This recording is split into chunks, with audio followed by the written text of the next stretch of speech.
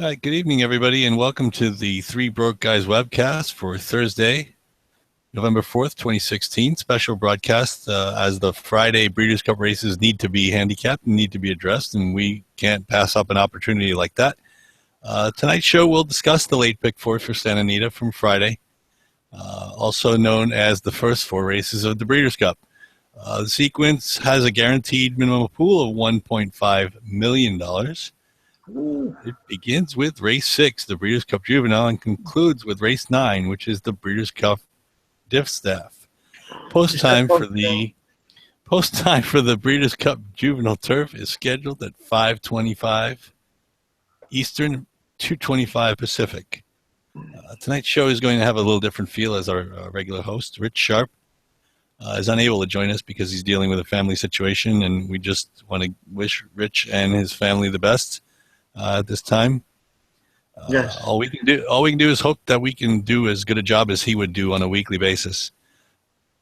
My name is Joe English. Normally I'm one of the analysts, but today I'm going to be acting as guest host. And the third member of the Three Broke Guys trifecta box is my buddy from Staten Island, New York, Ray Tirado. Ray, how you doing this evening? I'm doing very well, Joe. It's going to be a Good. very exciting, good weekend. I hope so. I hope so. And I don't want to waste any time with pleasantries. Let's just get right into it. But I will start with a quick weather report. It's Southern California, so I will keep it brief. Sunny, warm, little, if any, chance of rain. 82 degrees is the scheduled high for the forecast high for Friday, and 81 is the scheduled forecast high for Saturday. So obviously it's going to be fast and firm. There's little else to be said about the weather. The gates are locked and loaded, Ray. If you're ready to go, let's do it. All right. Open up. All right, let's go. I know my picture looks kind of stiff, and I can't understand why I'm frozen, but that's okay. Maybe that's the best shot of me anyway at this point in the week. It's the Breeders' Cup is really one of the greatest weekends of racing in the world, definitely in the country. It seems as if every 6 weeks between the Derby and the Breeders' Cup, 6 months, the Derby in May and the Breeders' Cup in either late October or early November. And it opens with the $1 million Juvenile Turf, which features 2-year-olds going 8 furlongs on what promises to be the firm Santa Anita Turf Course. This year's morning line favorite drew post 13 in the field of 14, and his name is Oscar Performance for the team of Brian Lynch and Jose Ortiz, and he is a tepid favorite at 4-1. Ray, Euro Invaders have won 6 of the 9 runnings of this event, including Hit It a Bomb from post 14 last year at Keeneland. Do you believe any of the runners in this renewal will make it an even 70%? Well, let me tell you, when I first started looking at this race, I mean, there's 14 horses, and at the beginning, I was 10 deep. This is a wide open race. I mean, this race just scratches your head. I mean, I spent hours, and there's a lot of angles you can look here. I mean, I'm actually down to 6 of them, so pull out the balls. Keno again. Yeah, another Keno because, man, this is a tough race. But actually, I did settle on the hometown horse because usually, I mean, on this course sometimes, I mean, I would probably have to go with the Big Score. He actually has a race over the course. The Invaders did do well. He won the Zuma Beach at a mile, and he's 8-1. I don't understand that. I mean, I think he'll be lower than that. Probably based on some money that's gonna come in, and he's got a hot jockey of Flavin Pratt, so he's gonna run well. He'll be on my ticket. I focused a little bit on the summer stakes. And I saw a horse come from last, and he came out like a bullet down the stretch. And I'm like, wow, that wowed me. Number 11, Good Samaritan. Keep your eye on him. He's undefeated, and I think that might be the horse I'm going to play. He lagged behind the field. He just rolled down the lane. I mean, and Rosario stays for Mott, and I think he has a very bright future. Good Samaritan. Remember that name. I got a few long shots here I want to mention. Number 4, Favorable Outcome. It's actually his first time on a turf. what happened to him is after his maiden win, they decided to send him to the Champagne Stakes, and he ran against the two best Eastern horses in Champagne, Practical Joke and Syndergaard, and he actually finished third all the way. So he didn't run too bad a race. They won like 34 and change for the mile. I guess Chad Brown is either looking for a lighter spot or thinks he could win on the turf. And I rather teased up on this one. Number 5, Made You Look. He's 12-1. He's got the look of a tough sprinter, but he did get a mile 16th, closing to a moderate pace. And he drew off in the with anticipation stakes. Castellano chose him over the others. So you got to look at him if Castellano had the choice. He'll be a good price.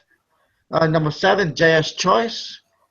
20-1. He finished well behind Oscar Performance. He's back to firm turf. The switch to DeSomo helps. He knows the course very well. And the last one I want to mention, number 2, Keep Quiet. He's 12-1. He's shown speed and slower paced turf races at Saratoga Keeneland. And he won the Bourbon Stakes coming slightly off the pace. He can work out a trip from the inside. And Florian Jewell has been riding very well. I think he's second in the nation in stakes wins this year. I just want to mention, I'm not a fan of Oscar Performance based on post 13. So I'll leave it like that. Joe, you got any horses that left there? Well, actually, it's funny. The three, my top 3 picks are the same as yours, exactly in that order. Okay.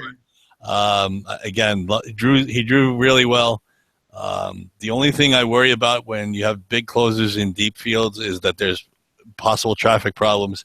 Hopefully, Flavian Pratt can work out a trip on this horse. And like you said, I actually think I don't know that you're going to get 8-1, but I think you might get somewhere in that neighborhood. You might get a little bit lower, something like 6 or 7. Yeah. But the thing about it is there's a lot of buzz, at least out here, at least everything I'm hearing is that there's a lot of buzz about the Mott and Rosario horse, Good Samaritan. And since he drew a little bit inside of Oscar Performance, and there, like you're talking about his win in the Summer Stakes, there's a lot of buzz about the way he's looked on the track, training out here. So I actually think he's going to end up going favorite. But Oscar Performance, I'm not worried about Oscar Performance because he's going to be able to get. I would assume there isn't a lot of speed in this race, so I think he should be able to get over and not be hung too wide. I don't see him being 5 or 6 wide around that first turn because I don't really see a lot of speed inside. So I'm thinking he's going to be okay. I just think that there's enough speed in the race that it's going to make it difficult for him to win this race going wire to wire. The horse well abled, the Larry Ravelli trainee, he's been coming out of sprints, so he may actually be the horse in front.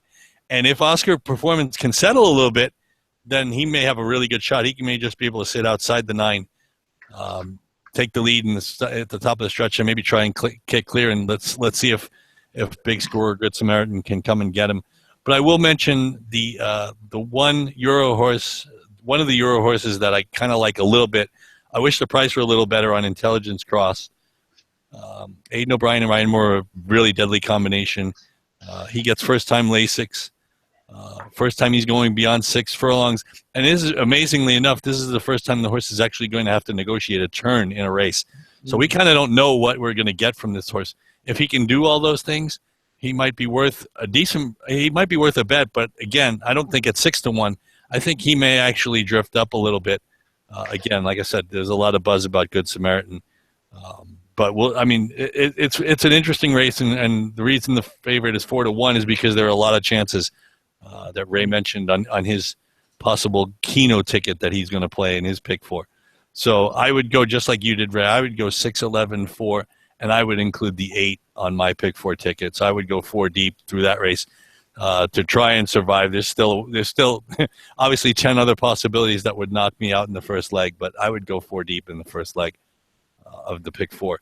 So let's move on to race 7, the Dirt Mile for older horses. A field of 9, at least they drew a field of 9, headed by the 6-5, very short morning line favorite, Dortmund, trained by Bob Baffert, ridden by Martin Garcia. And it's funny because I went back and did a little history, and I kind of think that maybe this dirt mile is kind of similar to last year's dirt mile, which was won by Liam's Map. And I kind of wonder if you saw any similarities between the two, figuring that they were both short prices, and Liam's Map was pretty impressive. But most importantly, do you think Dortmund's going to win, Ray? Yeah, I think so. In this field, I mean, he's 5'6" a centimeter, and he's 8 for 13, 3 losses to California Chrome, and he lost to American Foul twice. So how can you not? I mean, he's been running against Tigers. So I mean, I know he faces One Happy here. I mean, One Happy is a great story, getting back to races. But one race since December, and his mile may not be his best distance. So I'm going to go with Dortmund here. I'm probably going to single him, just cut the ticket down. I also mentioned Gunrunner. I mean, I don't know what, I mean, I guess they had to find a spot for this horse. Triple Crown Warrior, he may be better than Mile, maybe Mile 16th. The postman hurt his chances a little bit. But he did lead the Derby at around the mile mark. But, One Happy is One Happy. Great horse, but I think at this point in his career, he's just happy to get back to the races. And, I'm not going to play him. So I'll probably just single Dortmund and move on. Use like one of those, we call it free bingo square. Free box, free square. Bingo square. Yeah, bingo square. Yeah. So that's it. Yeah, most likely. Okay. Yeah, it's funny. I was looking at the race and I was trying to find a reason to bet somebody else other than Dortmund. I could, it's really difficult to do. I agree with you about Run Happy. I'm not exactly sure why he's in the mile. To be honest, based on what's happened to the sprint now, I'm guessing if he had entered the sprint, he'd probably be a short price. Considering what he did in the sprint last year at Keeneland, and considering that both joking and at least the news today of Lord Nelson scratching out of the sprint tomorrow, that field's decimated and it's down to a field of 7. And Run Happy might actually win that race, even with just that 1 mile tightener in a race that he did not. I mean, he ran well enough, given that it's his first start in a year. But I just don't think he's. I don't think he's a miler. I think and if he's a miler, he may be a 1-turn miler. Maybe if he would have been running against Frosted in the Met Mile, that might have been interesting. If he can get a mile, it would only be around 1 turn. But I did actually find I'm going to include a horse on my ticket other than Dortmund, and I'm going to include Vijay. Again, it's the Flavian Pratt angle, and he hasn't won on dirt in 2 years. And I'm kind of wondering. I mean, I understand why they didn't run on the Turf Mile, because the Turf Mile is a beast, and we'll discuss that race tomorrow. But the last time he ran on dirt, it was in a 3-horse field, and he sat behind Masochistic in a ridiculously slow early pace, and he had no chance to win that race. And to get beat only 3.5 lengths wasn't that bad. He's going to have to get some help, basically meaning Dortmund's not going to have to run his race, or have to run not his best race in order to get up and get the win. But I would be willing to take a flyer because he's in, like I said, he's in career best form. He's been out here for a while, so I think he's got some kind of chance, a puncher's chance if Dortmund doesn't run his race. Again, you could throw Gunrunner in the mix. I completely understand that. Really, I think it's a 1-horse race, but I want to leave myself the possibility that what happens if Dortmund does not run his race. So again, it would just be 3-1 for me, and if I had to be forced to single, Dortmund would be the one spot I would single. Like I said, I saw a lot of similarities to Liam's Map, who won this race last year pretty easily, and he won it at even money. And I don't even think Dortmund's going to be even money. I'm thinking you're going to get about half the morning line, which is thinking maybe closer to 3 to 5, and maybe even 2 to 5 if some bridge jumper decides he wants to try and make 20% on his investment. So again, 3-1 for me. So let's move on to another scramble, if you can call it that. This time it's race 8, the Juvenile Fillies Turf for 2-year-old fillies, also going a mile in the turf course. 16 entered, 14 will run. At least we think 14 will run. The morning line favorite, like in the juvenile turf, also drew post 13. And her name is Roly Poly. And again, trained by Aidan O'Brien and ridden by Ryan Moore. And a tepid 4-1 as the morning line favorite. And the European fillies haven't had as much success as their male counterparts. And Catch a Glimpse beat Alice Springs, two more horses that we will talk about again tomorrow in last year's renewal. But this year there are 6 fillies in this race from Europe. And I was wondering if you thought any of them can make an impact, Ray, and if they could beat the American-based runners. Let's get it out there. What do you think? Yeah, there's a few that can have a factor here. Another tough race. Just a lot of horses, different trips. They come from different places. I settled on when the horse on the inside, Chad Brown's horse, New Money Honey for Castellano. I like the way he won the Musquillo. In her third, she faced La Coronel in her third start. So she was debuting. La Coronel was on the third start. So she's a little behind at that point. She might have catch up now. She won the Musquillo and she get the post advantage over her.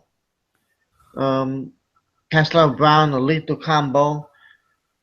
I think it's gonna be them two. La Coronel 14.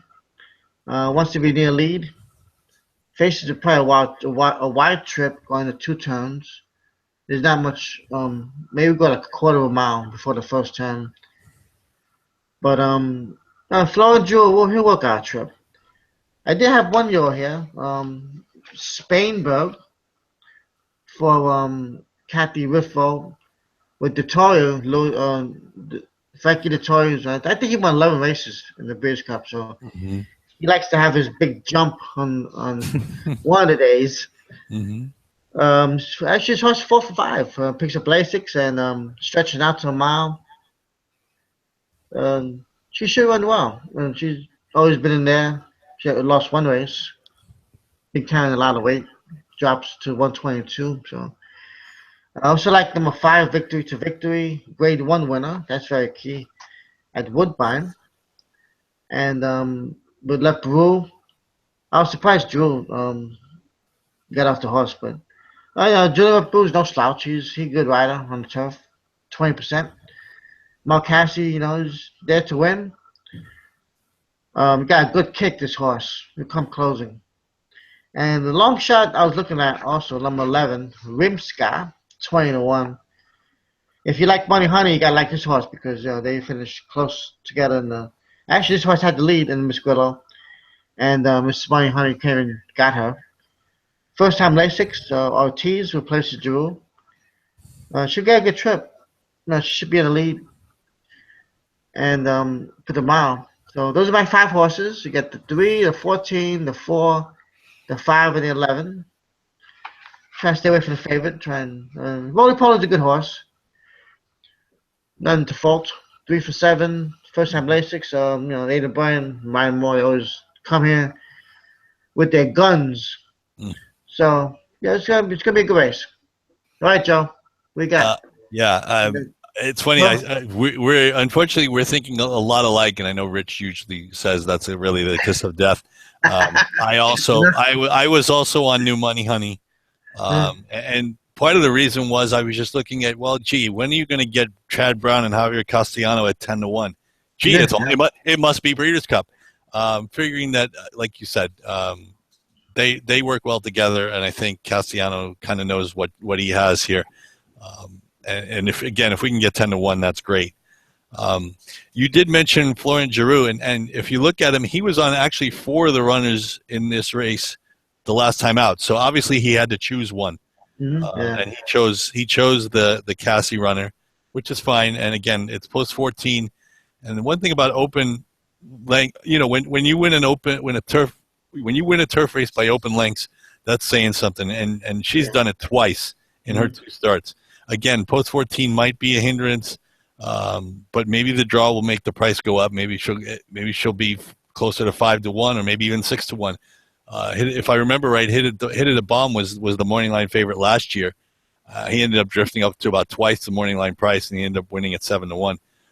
Or actually, it might have been 6-1. But anyway, maybe that'll help the price on this horse. And again, another horse who's getting a lot of rave reviews. But I actually did like two other Europeans in here. I like the 9, Cavale Doré. Again, it's that Flavien Prat guy again. The last time this horse ran, it was at Chantilly on Arc Day, and the first 3 runners in that race kind of merry-go-rounded around there. They were 1, 2, 3 all the way around. I don't know if I can't say anything about whether the track was biased or not. I'm assuming it wasn't. I'm just wondering if there was something about that race that was kind of strangely run. So again, first time Lasix, first time Flavien Prat, who knows this course better than anybody. So I like the 9 a little bit. And the other Euro that I liked was the 1, Hydrangea. Again, also a short price for O'Brien, Aidan O'Brien and Seamus Heffernan. The horse may be on the lead. If you look back at her PPs, it seems as if she's either close to the lead or on the lead in most of her races. Don't know. I don't know that there's an abundance of speed in this race. Again, speed's always dangerous. So I would go 3, 9, 14, and 1 for this race. And the only knock on the 1 is that Ryan Moore chose to ride Roly Poly. I mean, I guess I understand it. But Aidan O'Brien doesn't usually bring second stringers over. Actually, he's got a lot of horses that are first and second stringers that would be first stringers in a lot of barns here. So again, 3, 9, 14, and 1 in that specific order for me in the juvenile fillies turf, and another really wide open race that you could go a lot of different directions. And if you like, it's one thing I will always talk about on Breeders' Cup Day. If you like a horse that's 20 or 30 to 1, don't let anybody talk you off of it, because we've seen it happen before. That's right. Horses like Volponi and Arkong have won at huge numbers. So if you like a horse at long odds, bet with convictions. Go to the windows and make it so. And now we get to the Friday finale, which is the Breeders' Cup Distaff, $2 million Breeders' Cup Distaff. Fillies and Mare 3 and up. Last year's winner was from the Todd Pletcher barn, named Stop Charging Maria. And she paid 5 to 1 that day, barely edging Stellar Wind, who returns this year to try and win and make amends in this spot again. Morning line favorite, however, is the brilliant and unbeaten Songbird, 11 for 11, 8 for 8 this year. Made 6. The line was laid at 6 to 5 for the Jerry Hollendorfer Mike Smith combo. But she's been facing 3-year-olds throughout 2016. She drew the rail, and she, like I said, she's trying to repeat her success from last year at Keeneland. So I guess the quick question for you, Ray, is this more than a 3-horse race? And if it is, who else could win?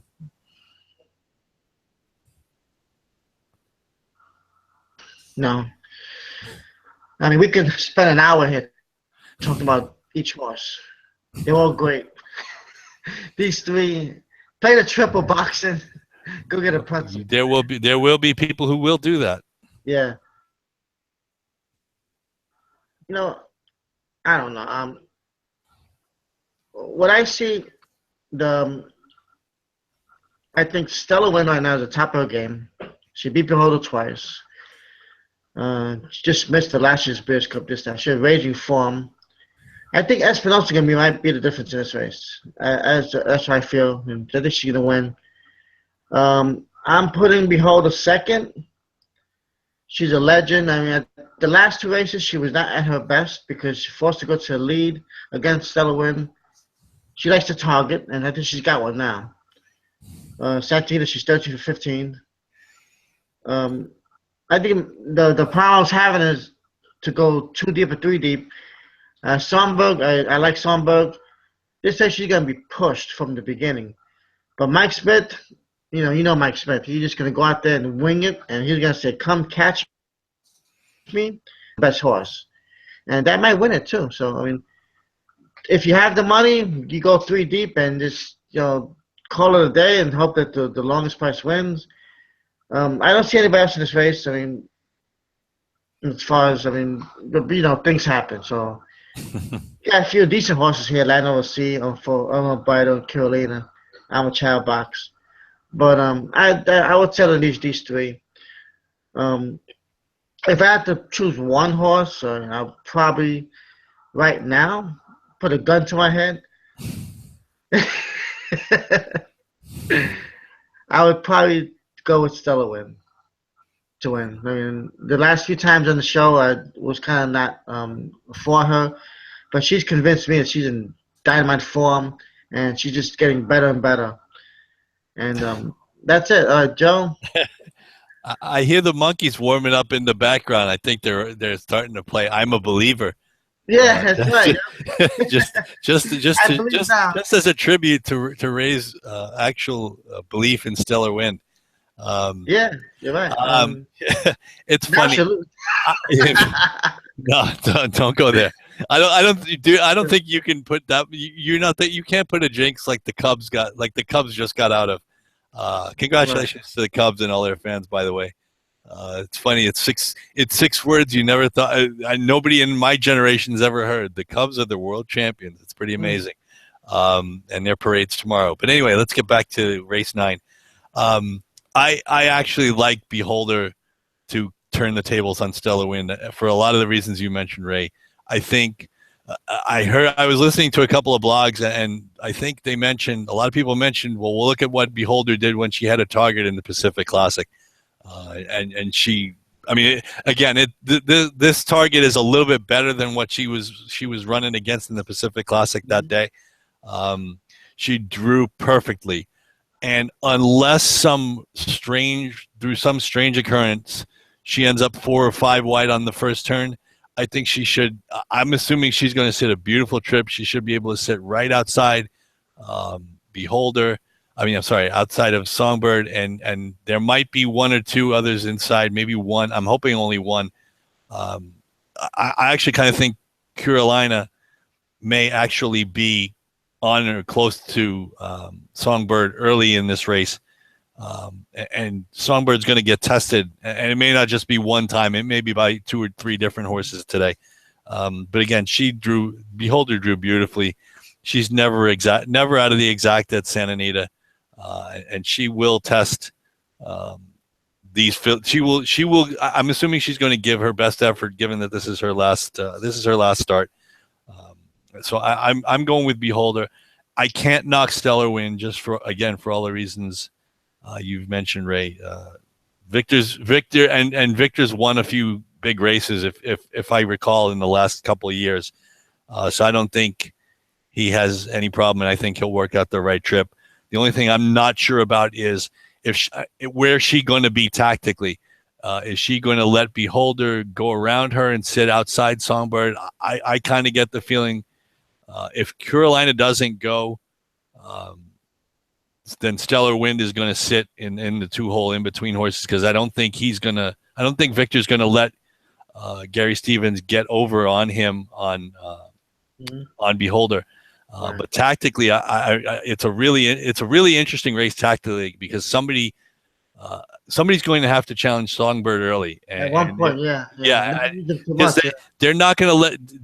I can guarantee you one thing is that Gary Stevens is not going to let Songbird run 24 flat, 48 flat. Mm-hmm. It's not going to happen.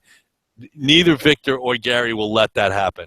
They're going to make her work if, for whatever reason, either Carolina or I'm a Chatterbox don't use their speed and make Songbird work a little bit during the early fractions.